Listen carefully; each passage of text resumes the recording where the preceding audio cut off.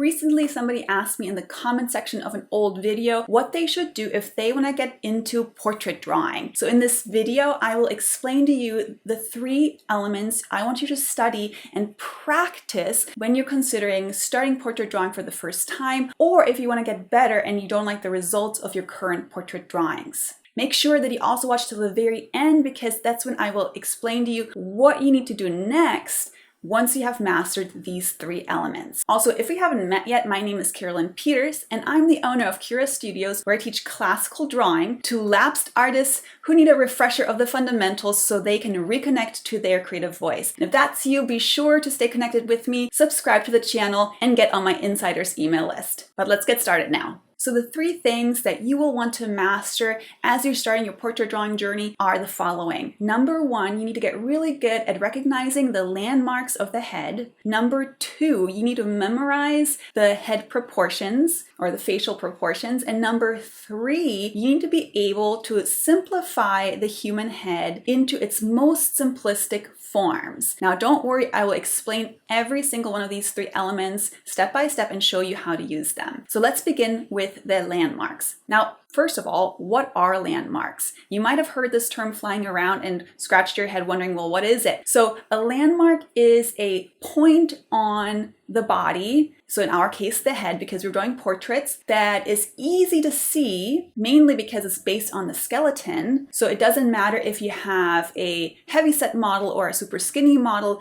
those landmarks are easy to see on any body type. And we use them as reference points in our drawings to explain quickly what is happening. So rather than wondering, should I shade something or should I add some of the freckle textures or the eyelash textures into my drawing, you don't have to worry about that anymore. You can just default to these universally used landmarks and plane changes.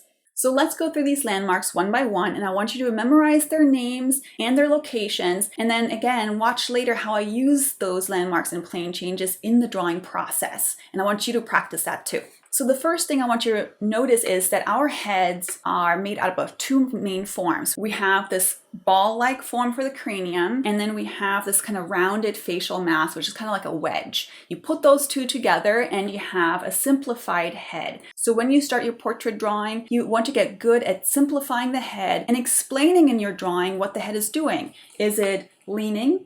How much so? Or is it upright? Or is it tilting at you, tilting away from you, or doing a little bit of both? So that is something we skip easily, but it should be the first thing that you should carefully assess. So draw a ball, draw a wedge, put them together. It kind of looks like an egg or a guitar pick shape. And then we get into our first landmark, and that is right here.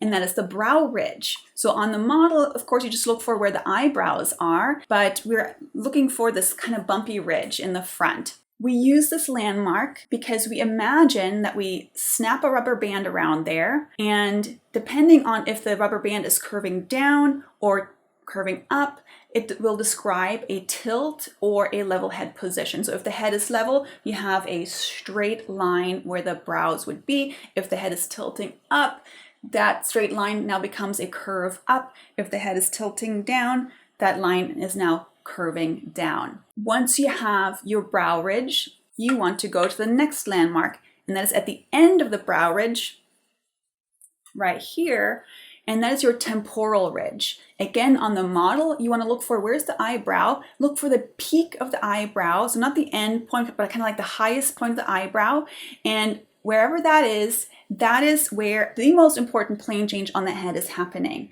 where the front of the face is becoming the side of the face. So here, once we have located that, we put the 3rd landmark in, which is the side plane of the head. So here we have the front plane, here we have the side plane. We keep turning, turning, turning. We have the back plane. It's all rounded, so since our heads aren't real boxy, we have to do a little bit of guesstimation. Where do you think that back plane starts? But in between the front and the back, we have the side plane. And it starts with the temporal ridge. So it's a circular plane.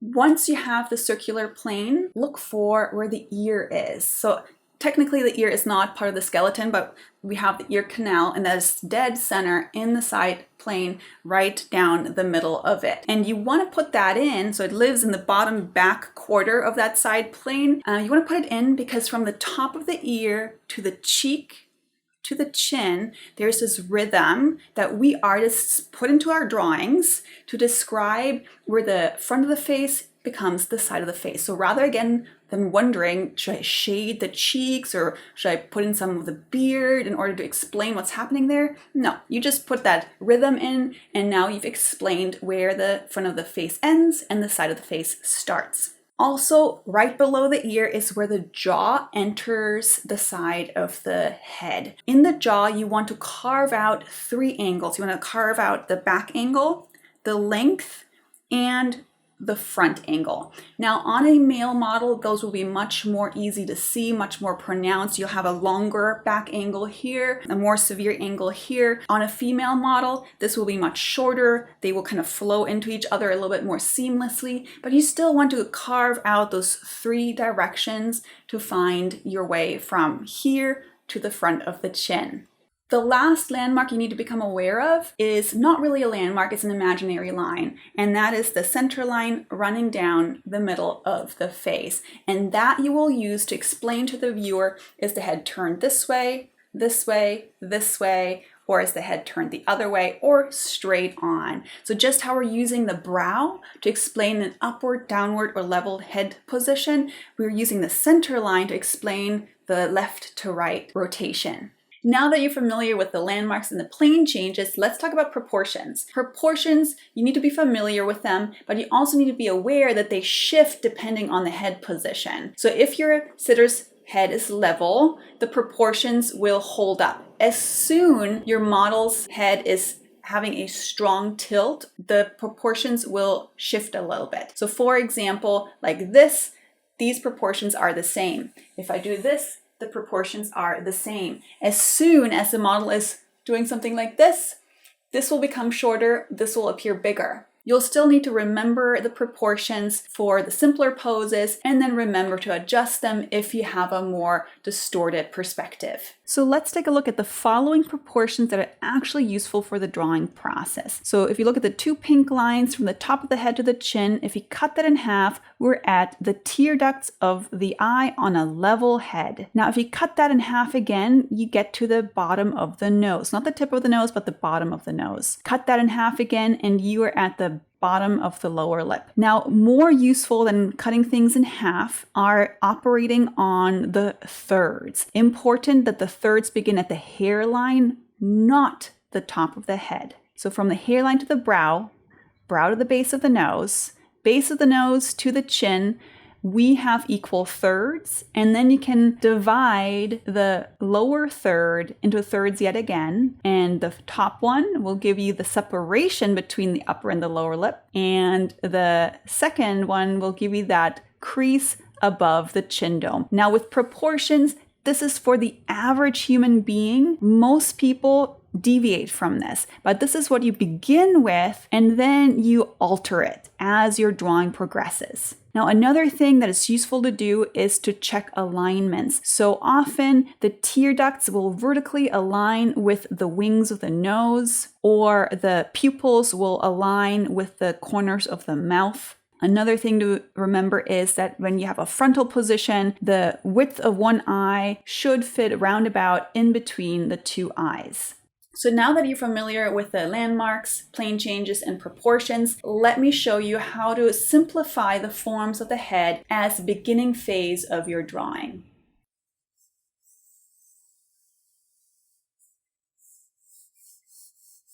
The first step that I do in simplifying the forms of the head is I get the shape accurately placed. For that, we need a circle and a little wedge to describe those 2 simple forms. Circle for the cranium, wedge for the facial mask. And you want to be mindful how you place them, because if you place it like this, you're describing a lean. If you're placing it like this, you're describing a lesser lean. And like this, you're now describing a completely different lean. So this placement is very important, and we like to rush past this phase, but it is one of the key phases. Once you have that, you want to look for your key landmarks. I like to begin with the corner of the brow. Remember, the high point of the brow delivers our side plane, and that side plane is about 2/3 of the entire cranial sphere. So if I took this little snippet and that little snippet, put them together, that would be 1/3, and this entire height would be the remaining 2/3. It's useful because if we divide this in half, we know where the ear is now.